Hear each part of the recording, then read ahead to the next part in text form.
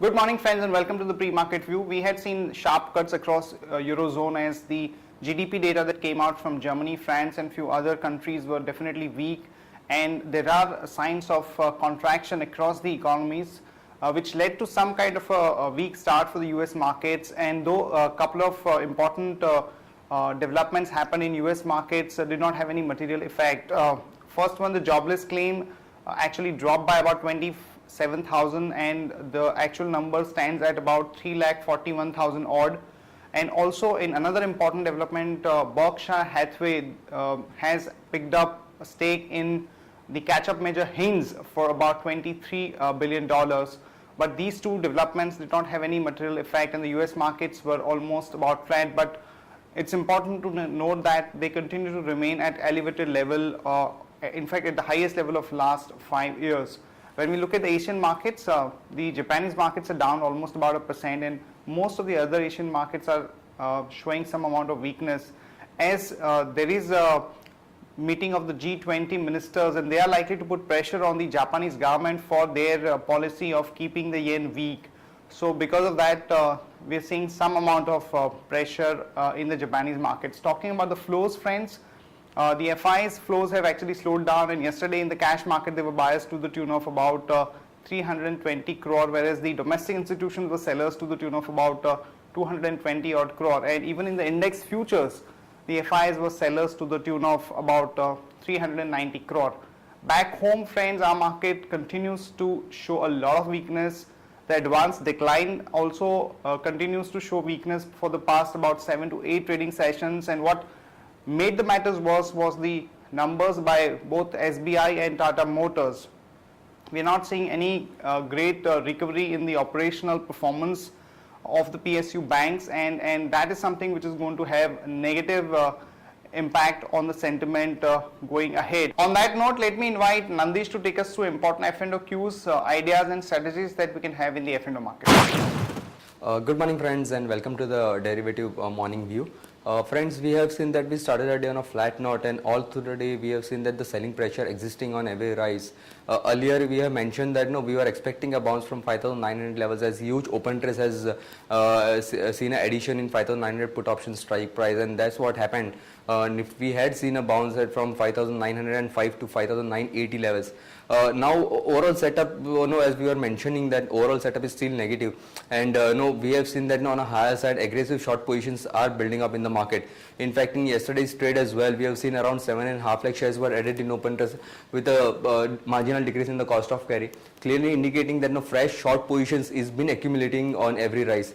Interestingly, the PCR ratio, which started around 0.94, all through the Feb series, we have seen that it's been remaining in the range from 0.94 to 1.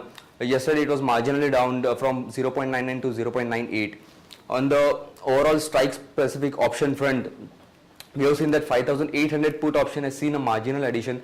At the same time, compared with the call option, we have seen a huge additions taking place in 5,900, 6,000, even for that matter 5,800 call options. Now this thing is clearly indicating that on a lower side, whenever we see a bounce in the market, unless and until good addition is not building up in the put side, overall bias for the market will continue to trade, will continue to remain negative. On a lower side, what we think that as from the current scenario, 5,800 and 5,900 put option has seen a huge addition. Yesterday we have seen that market has closed somewhere near 5,900 levels. So now on lower side, in coming days we are expecting 5,850 levels. As another point, what we have seen that the implied volatility has continued to remain on a lower side of the range. Even that is clearly indicating that the present direction in the market seems to be negative, as even though market is been falling, but we haven't seen a good uptick in the implied volatility. So on a weekly basis, if we see the weekly VWAP still remains at 6,000 levels. On a lower side, we are expecting 5,850 levels in coming days. Now on the stock specific front, we have identified two stocks. Indus India Bank, we have seen a very good rally taking place in Indus India Bank from 410 levels. So for an intraday perspective, we think that the momentum in the counter will continue. We recommend with a positive bias to buy. Stop loss can be maintained at 434.70 on the F&O side for intraday basis, and Looping Industries is looking negative. One can sell Looping Industries with a stop loss of 599.25. That's all from the F&O side. Thank you, friends.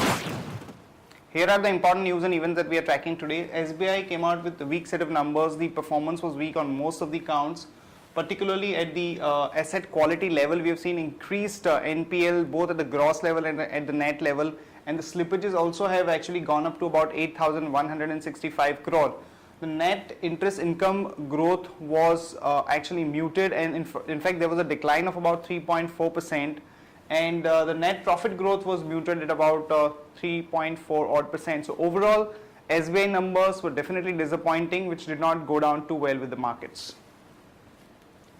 Same was the case with Tata Motors, and Tata Motors net profit actually was down 52% at a consolidated level to about 1627 crore, and more so the weak performance was largely contributed by the standalone performance of Tata Motors, and even revenues were a little lower than the street estimates, so expect some negative reaction by the market in today's trade as far as Tata Motors is concerned.